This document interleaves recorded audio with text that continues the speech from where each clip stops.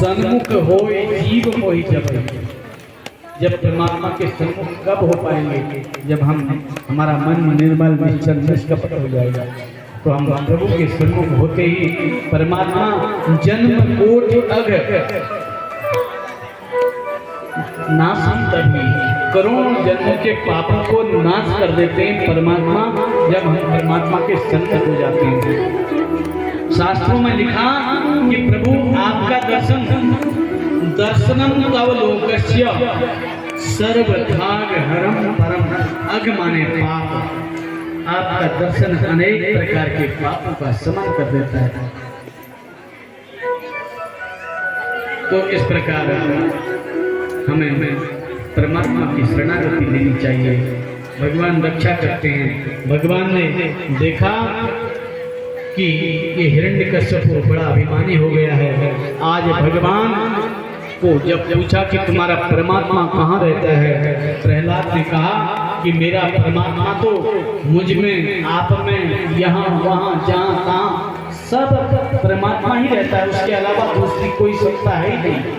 और परमात्मा ने यही संकल्प भी किया है कि अहम एवा समेवाग्रे नान्यत् सदसत् परम पश्चात अहम यदि तच्च यो विशिष्येत सोऽस्मि हम।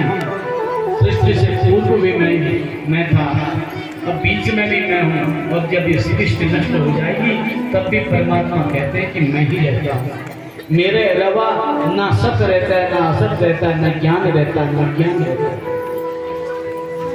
हिरण्यकश्यप ने बाल पकड़ लिए प्रहलाद के कि तेरा भगवान प्रकट नहीं हुआ तो मैं म्यान से तलवार निकाली और उसी से काटने को तैयार हो गया किला।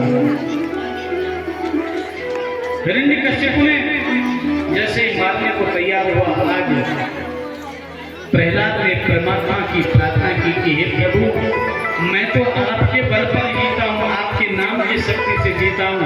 आज आप मेरी नहीं, अपने नाम की लाज रखिए।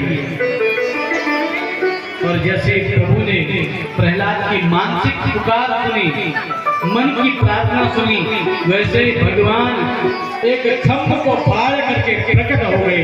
बोले नरसिंह भगवान की।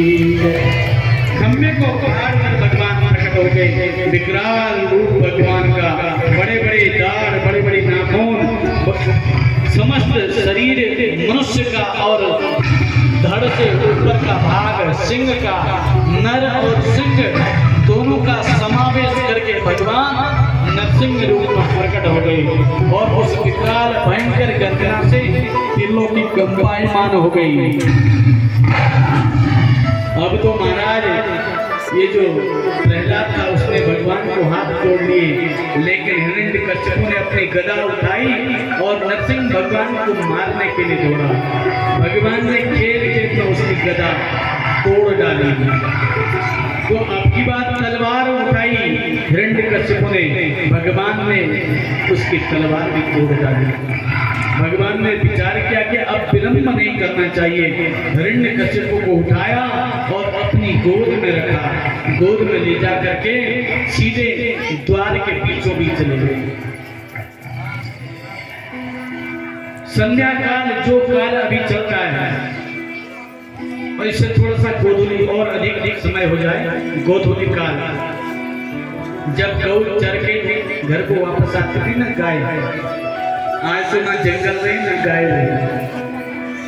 अब किसी को कहो आप गाय पालो, कहाँ पालेगा वो गाय? वो बेचारा अपना घर बार सब छोड़ के आ गया, वहाँ बंजर पड़ा है, अपना घर छोड़ के आ गया और वहाँ पर जो है गाय पालना, अपना स्वयं 2-4 कमरों के मकान में रहता है। अब वो गाय के लिए रखे क्या अपने लिए रखे? इसलिए गौ भी अवश्य पालनी चाहिए। गौ में सारे देवी देवता का निवास है। गोधूली काल में भगवान ने अवतार लिया, संध्या काल में, और ठीक देहली पर लेके द्वार के बीचों बीच ले गए। द्वार के बीचों बीच खड़े होकर के कोई काम नहीं करना चाहिए। आप जरा दरवाजे के बीच में किसी को प्रणाम नहीं करो। जब कोई आपके द्वार के अंदर आ जाए, दरवाजे के बीच से किसी को दान मत दो। दरवाजे के बीच में खड़े होकर के बाल कंघी मत बनाओ। दरवाजे के बीच में बैठ करके भोजन मत करो।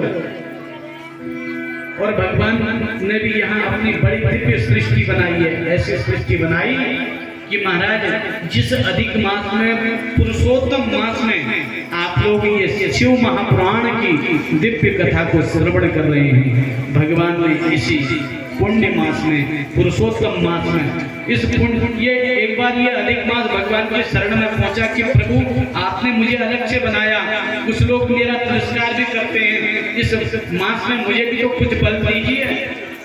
तो भगवान विष्णु ने कहा, जा मैं तुझे वरदान प्रदान करता हूँ कि इस पवित्र पुरुषोत्तम मास में जो भी भगवान की कथा सुनेंगे, जो व्रत करेंगे, जो जप करेंगे, जो तप करेंगे, जो दान करेंगे, उनको उसका अनंत अनंत गुना फल प्राप्त होगा।